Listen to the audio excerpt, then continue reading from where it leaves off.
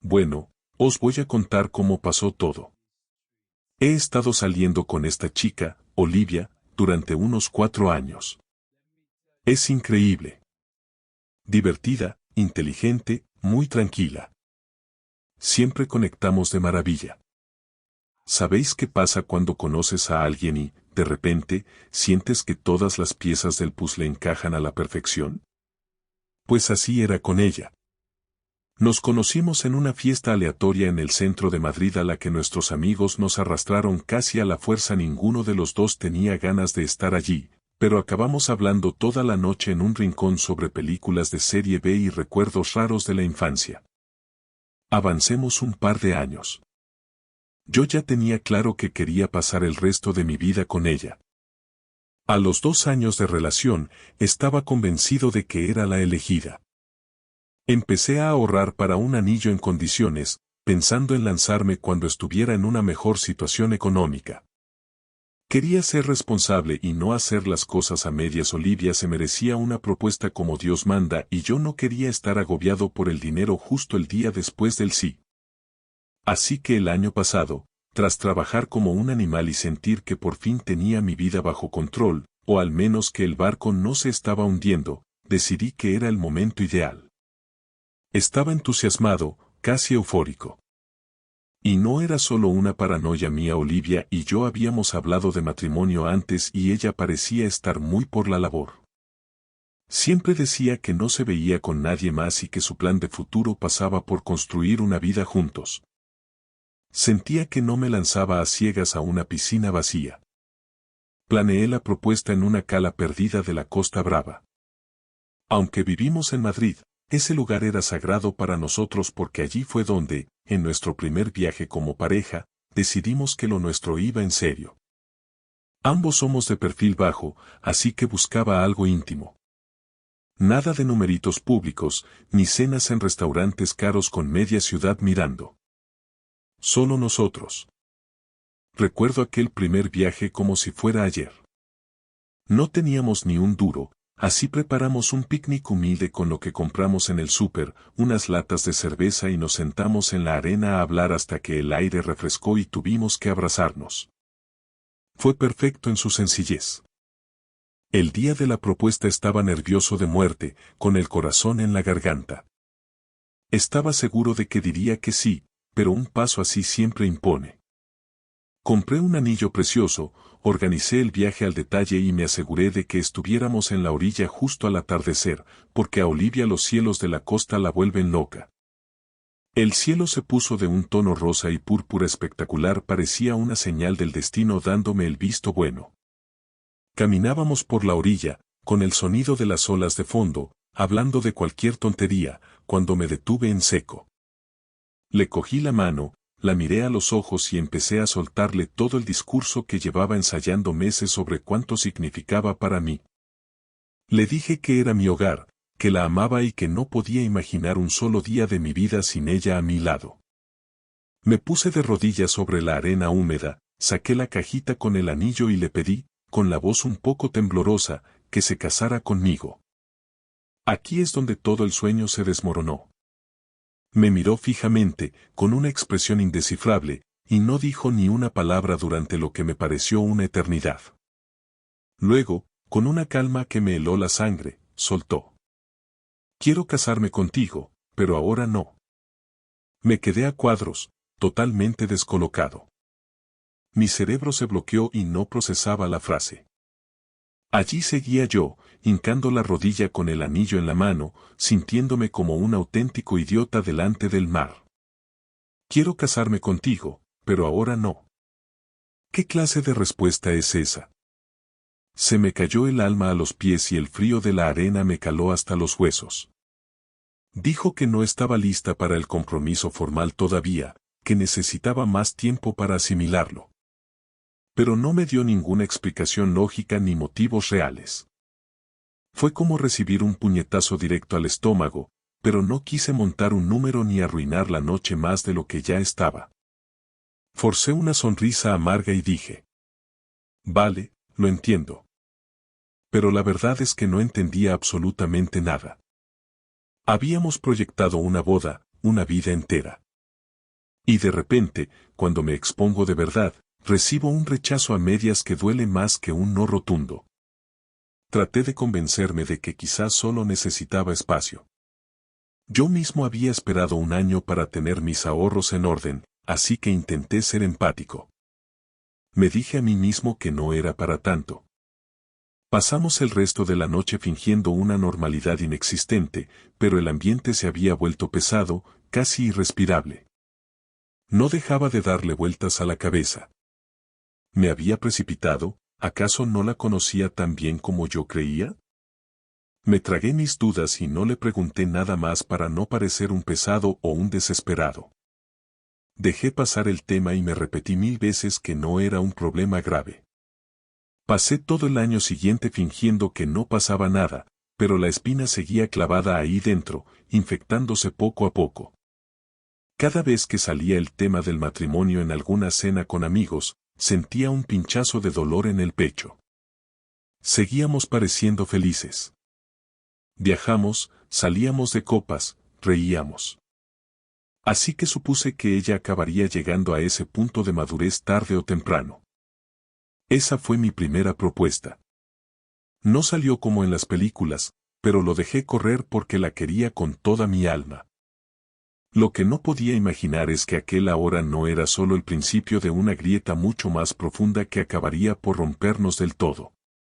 Pasó otro año entero tras aquel primer intento fallido en la costa. Durante esos 12 meses, las cosas a veces se sentían extrañas, como si camináramos sobre un cristal muy fino que podía quebrarse en cualquier momento. Nunca volvimos a tocar el tema de aquel quiero casarme contigo, pero ahora no. Ingenuamente, pensé que tendríamos una conversación seria y profunda a las pocas semanas, pero el silencio se instaló entre nosotros. Yo, por mi parte, no quería ser el que abriera la veda para no parecer un desesperado o un tipo que presiona más de la cuenta. Pero cuanto más tiempo pasaba, más me carcomía la duda. Vale, ¿esto va a pasar de verdad alguna vez? Estamos cerca de la frontera de los 30 años y llevamos 4 compartiendo techo y vida. A estas alturas de la película, o lo sabes con certeza o no lo sabes nunca. A pesar de todo, mi optimismo, o mi terquedad, me llevó a planear una segunda propuesta. Me convencí de que quizá la primera fue demasiado sencilla, casi improvisada, y que esta vez necesitaba crear un escenario tan especial que no dejara margen a la duda. Esta vez decidí involucrar a un par de nuestros mejores amigos. No quería una multitud ni un espectáculo de esos que salen en los vídeos virales, porque sé que a Olivia le horroriza ser el centro de atención, pero pensé que el apoyo de la gente que nos quiere le daría la seguridad necesaria para dar el paso. Reservé un rincón exclusivo en el Jardín Botánico de Madrid, cerca de una fuente neoclásica impresionante, rodeada de rosas de 1000 colores y una vegetación exuberante. Muy romántico, casi de época. Olivia vive obsesionada con las plantas. Tenemos el piso lleno de potos y suculentas que yo siempre acabo matando por descuido, así que el botánico me pareció el santuario perfecto para nosotros. El plan era redondo. Cena tranquila en un restaurante acogedor de la zona de retiro y luego un paseo casual hasta el jardín, donde nuestros amigos ya habrían preparado un camino de velas y pétalos. Esa noche yo estaba atacado de los nervios, con el pulso a 1000. Rezaba por dentro para que no se repitiera el guión del año anterior. La cena fue de 10, reímos con ganas, compartimos una buena botella de vino y, por un momento, me sentí el tipo más afortunado y optimista del mundo. Al terminar, sugerí dar el paseo y ella aceptó encantada. Cuando llegamos a la fuente, el lugar estaba de ensueño, iluminado tenuemente. Le cogí las manos, sentí su calor y volví a soltarle ese discurso que me salía del alma sobre nuestro futuro y cómo estaba listo para ser su marido. Ella empezó a llorar en silencio y yo sentí un subidón. Ya está, esta vez sí que sí. Me puse de rodillas por segunda vez en mi vida, saqué el mismo anillo y le pedí matrimonio con toda la esperanza que me quedaba. Y entonces, como una pesadilla recurrente, soltó las mismas palabras. Todavía no. No me lo podía creer. ¿Otra vez? Sentí un segundo puñetazo, pero esta vez fue directo al hígado. El dolor fue mucho más agudo, más real. Me levanté del suelo intentando mantener la compostura, aunque por dentro me estaba desmoronando, y le pregunté simplemente por qué. ¿Qué es lo que te detiene realmente?, le dije con la voz cargada de frustración. Ella me miró con esos ojos empañados y repitió el mantra del año pasado. Que quería estar segura de que lo nuestro funcionaría para siempre, que no se sentía lista para el peso del compromiso. Ahí fue cuando la tristeza mutó en enfado. Le pregunté directamente si había otra persona, si su familia o sus amigas le estaban metiendo ideas raras en la cabeza. No tenía sentido lógico. Llevábamos 4 años de convivencia casi perfecta. ¿Cómo podía no tenerlo claro después de 1.400 días juntos? Ella negó con la cabeza, asegurando que no era por nadie más, que solo necesitaba un poco más de tiempo. Ese fue mi punto de ruptura. Había esperado un año entero respetando sus tiempos. Me había dejado la piel para que todo fuera impecable.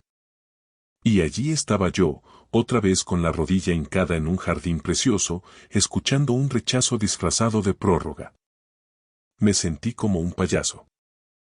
¿Cuántas veces tenía que humillarme preguntando lo mismo? ¿Cuánto tiempo de mi vida valía su indecisión? Se lo solté a la cara. Le dije que si después de 4 años seguía sin estar segura de mí, yo ya no tenía nada más que ofrecerle. No podía seguir manteniendo mi vida en pausa, esperando una validación que nunca llegaba. Ella no supo qué responder, solo balbuceó de nuevo lo del tiempo. Y ahí estallé, no con gritos, sino con la frialdad de quien se rinde. No puedo seguir así, Olivia. Te quiero con locura, pero no voy a seguir exponiendo mi corazón para que me digas que no una y otra vez, le dije. En ese momento vi cómo se le desencajaba el rostro, por fin entendió que no era un berrinche, que hablaba en serio. Empezó a sollozar con desesperación y a suplicarme que no me marchara. Fue entonces cuando soltó la frase que lo arruinó todo. Vale, de acuerdo, me casaré contigo. Por favor, no te vayas. Aquello fue lo que más me dolió y lo que más me cabreó de toda la noche. Solo estaba dispuesta a dar el sí porque veía las maletas en la puerta, porque tenía miedo de que la dejara en ese mismo instante. No era una decisión nacida del amor o del deseo de unirse a mí, sino del pánico a la soledad. No se sentía real, era un pacto forzado. Ni siquiera tuve fuerzas para responder. Me di la vuelta, la dejé allí llorando junto a la fuente y me largué. Tenía el corazón hecho añicos y lo único que necesitaba era huir de ese jardín que se había convertido en mi propio patíbulo. Después de aquel desastre en el jardín botánico, supe que algo se había roto de forma definitiva dentro de mí. Ya no podía, ni quería, volver a ponerme la máscara y fingir que todo seguía igual. Durante un par de días me sentí completamente perdido, vagando por el piso como un fantasma. 4 años es una parte muy importante de la vida, y una voz en mi cabeza me preguntaba si de verdad quería tirarlo todo por la borda, pero otra voz, más fría y lúcida, me decía que ella nunca llegaría a estar lista. Casi no crucé palabra con Olivia al día siguiente. Ella se instaló en la habitación de invitados, lo cual era nuestra señal muda para gestionar las crisis. Darnos un espacio que a veces parecía un océano. Normalmente, tras una noche de distancia, acabábamos sentándonos a hablar y arreglándolo, pero esta vez yo no tenía fuerzas ni ganas de buscar una reconciliación artificial. Al final de la semana, la tensión era ya insoportable.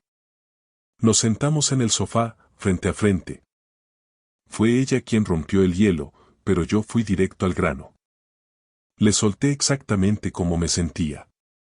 Que no podía seguir siendo el espectador de su indecisión, esperando a que ella decidiera si yo era suficiente para un futuro compartido. Si después de 4 años viviendo juntos no tenía una respuesta, dudaba mucho que la tuviera alguna vez. Ella se quedó callada una eternidad, evitando mi mirada. Luego, con un hilo de voz, repitió: Te quiero. De verdad que quiero estar contigo. Pero es que todavía no me siento lista para el matrimonio. Ahí estaba otra vez la maldita frase de Marras. ¿Pero por qué? ¿Qué es lo que te frena después de tanto tiempo? Insistí. Suspiró y me confesó que el matrimonio le parecía un compromiso demasiado grande y que le aterraba precipitarse en algo de lo que no estuviera 100% segura. Y en ese preciso instante, todo se volvió nítido. Lo entendí por fin. El problema no era la institución del matrimonio, ni el banquete, ni los papeles. El problema era que no estaba segura de mí. Y eso dolió mucho más que cualquier rechazo previo. Podría haber aceptado que alguien fuera alérgico a las bodas, pero que después de 4 años no supiera si yo era la persona adecuada para envejecer. Eso era otra historia. Le lancé la pregunta definitiva. ¿Vas a estar segura de mí alguna vez? Me miró a los ojos y, por primera vez, el silencio fue su única respuesta. Se quedó observando sus propias manos, incapaz de decir un sí que no fuera mentira. Ahí tuve la confirmación que necesitaba. Me levanté y, con el corazón en un puño pero la voz firme, le dije. No puedo seguir con esto. Te quiero, pero si a estas alturas no sabes lo que sientes por mí, no voy a quedarme a esperar eternamente a que cambies de opinión. Olivia empezó a llorar de forma desconsolada y volvió a suplicarme que no me fuera. Me casaré contigo, te lo juro, lo prometo. Solo dame un poco más de tiempo, repetía como un mantra. Pero ese era el núcleo del asunto. Yo no quería una esposa que se casara conmigo por pánico a perderme o por la inercia de no quedarse sola. Quería a alguien que estuviera emocionada, que deseara ese futuro tanto como yo. El matrimonio por miedo es una cárcel, y ese no es el tipo de vida que yo quería para ninguno de los dos. Esa misma noche hice la maleta con lo básico y me fui a casa de mi amigo Kyle. Mientras cerraba la puerta, sabía que no había vuelta atrás. Se había acabado. La semana siguiente fue un auténtico calvario. Ella me bombardeó a llamadas, pero no descolgué hasta que me sentí con la mente lo suficientemente fría. Tuvimos una de esas conversaciones telefónicas incómodas en las que los silencios pesan más que las palabras. Ella me rogaba que volviera, que lo intentáramos de nuevo, y yo le decía que necesitaba tiempo para asimilarlo todo. Era irónico. Yo pidiendo tiempo, igual que ella, pero los motivos no podían ser más distintos. Yo no dudaba de mi amor por ella, simplemente intentaba aprender a vivir con el hecho de que ese amor no era suficiente para sostenernos. Entonces empezó el acoso digital. Sus amigos, sus padres e incluso conocidos comunes empezaron a escribirme mensajes incendiarios. Al parecer, la versión que ella había difundido era que yo la había dejado tirada solo porque no quería casarse todavía. Por supuesto, me crucificaron. Me llamaron inmaduro, egoísta y capullo por mandar a la mierda 4 años por un simple detalle de organización. No entendían que no era por la fiesta o el anillo, era por su falta de certeza sobre nuestra unión. Por suerte, mis amigos más cercanos se mantuvieron a mi lado. Ellos habían visto mi esfuerzo, mis ahorros y mi ilusión, y sus palabras fueron lo único que me impidió sentirme como el villano de la película. Una semana después, volví al piso para recoger el resto de mis pertenencias. Ella no estaba, lo cual agradecí infinitamente. No habría soportado otra escena de llanto.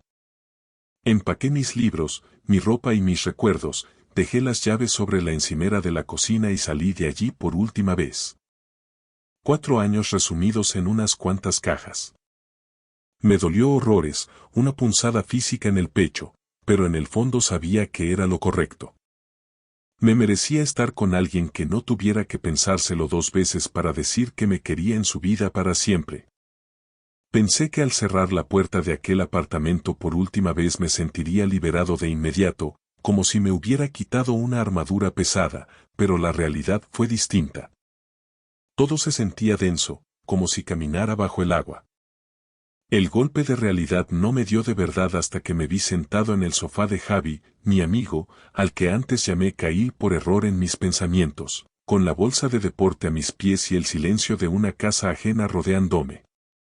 Javi es un tío de oro de esos que no hacen preguntas incómodas y simplemente te ponen una caña o una Coca-Cola delante cuando ven que tienes la mirada perdida. Me dejó quedarme en su habitación de invitados y pasamos las primeras noches matando el tiempo con la Play o viendo películas de acción de esas que no te obligan a pensar. Ayudó, claro que ayudó, pero Olivia no me lo puso fácil. Me escribía casi a diario. Empezó con mensajes lacrimógenos de te echo de menos y no puedo dormir sin ti, pero pronto pasaron a ser mensajes cargados de frustración. Me decía que era un irracional, un inmaduro por no querer sentarme a arreglar lo nuestro. Según ella, estaba tirando 4 años de amor a la basura por una rabieta sobre una tontería. Aquello me ponía de los nervios. Me costaba horrores ignorarla porque una parte de mí seguía enamorada de su recuerdo, pero mi parte racional me recordaba a gritos que esto no iba de una boda pomposa, sino de su incapacidad para apostar por mí al 100%. A las 2 semanas, el tono cambió. Recibí un mensaje suyo que ya no destilaba rabia ni desesperación. Era algo sencillo, casi gélido. Ahora lo entiendo todo. Lo siento de verdad. Espero que encuentres a alguien que te dé esa seguridad que yo no supe darte. Sé feliz. Fue lo último que supe de ella en mucho tiempo. Pasaron los meses y empecé a pillarle el truco a eso de la vida en solitario por Madrid. No voy a decir que todo fuera mágico ni que me sintiera un soltero de oro, pero la vida era más fácil, más ligera. Ya no me despertaba con ese nudo en el estómago que te da cuando sabes que algo en tu relación está fallando pero no quieres admitirlo. Me mudé a mi propio apartamento cerca de la zona de Delicias pequeñito, pero era mío, con mis reglas y mis plantas, que, por cierto, conseguí mantener vivas. Me centré a tope en el trabajo, me apunté al gimnasio para quemar adrenalina y recuperé el hábito de salir con mis amigos de toda la vida. Poco a poco, las piezas de mi vida volvieron a su sitio. Pero justo cuando crees que ya has pasado página del todo, la vida, que es muy puñetera, decide ponerte a prueba. Un viernes noche estaba con Javi en un bar de Malasaña, tomando unas cañas y jugando una partida de billar. La noche iba de lujo. Risas, buena música y ese ambiente vibrante de Madrid que tanto me gusta. De repente, Javi puso una cara rara, como si hubiera visto un fantasma. Oye, tío. No mires ahora, pero Olivia está aquí. Me quedé helado, con el taco de billar a medio camino. No la había visto en meses. Sabía por amigos comunes que estaba saliendo con alguien, que se estaba dejando ver, pero una cosa es oír el rumor y otra muy distinta tener la realidad delante de tus ojos. Respiré hondo, contuve el aliento y miré de reojo hacia la barra. Allí estaba ella. Se veía radiante, con ese brillo en los ojos que solo tenía cuando estaba realmente cómoda. Estaba sentada con un chico, se estaban riendo, compartiendo unos nachos y tomando algo. Se les veía bien. Felices. ¿Y sabéis qué fue lo más curioso? Que no me dolió como yo esperaba. Me dio un vuelco el corazón, sí, un pequeño espasmo de nostalgia, pero no sentí ese vacío absoluto ni esas ganas de salir corriendo. Miré a Javi, le hice un gesto de complicidad y le dije: Estoy bien, de verdad. Es mi turno, ¿no? Sigamos jugando. Y así fue. Sin dramas, sin escenas, sin lágrimas. No fue fácil ignorar su presencia del todo, claro. Cada vez que levantaba la vista entre tiro y tiro, los veía allí, disfrutando de su burbuja. No eran celos lo que sentía, sino una mezcla extraña de melancolía y alivio. Una parte de mí siempre guardaría un rincón para ella, pero otra parte mucho más grande se alegraba infinitamente de no ser yo el que estaba allí sentado, forzando una seguridad que ella no sentía. Verla con otro fue, en cierto modo, el último clavo en el ataúd de nuestra historia. Significaba que el ciclo se había cerrado para ambos. Ella también había pasado página. Esa noche, al llegar a mi casa, me senté en el balconcito con un refresco y me puse a pensar en lo mucho que había cambiado mi mundo en solo un año. 12 meses atrás, estaba planeando un futuro eterno con ella en una playa de la Costa Brava. Ahora, ella era solo un recuerdo agridulce, una lección aprendida. Me sentí, por primera vez en mucho tiempo, en paz absoluta conmigo mismo. La gente sigue adelante, el mundo no se para, y eso es lo más sano que hay. A la mañana siguiente me levanté sintiéndome más ligero que nunca. Suena a cliché de película barata, pero fue como si me hubieran quitado una losa de cemento del pecho. Ya no le guardaba rencor, ni a ella ni a sus amigos que me llamaron de todo. Empecé a salir más, a conocer gente nueva sin la presión de buscar la elegida a la primera de cambio. Me di cuenta de que todavía tengo mucho que descubrir sobre quién soy yo cuando no estoy intentando complacer a nadie. Por primera vez en mucho tiempo, estoy conforme con el lugar en el que estoy y con la persona que veo en el espejo. Me muevo hacia adelante, despacio, pero con el paso firme. Mi vida no es perfecta, pero he aprendido que la perfección es aburrida y que las cicatrices te enseñan a no tropezar con la misma piedra. ¿Quién sabe qué me deparará el próximo capítulo?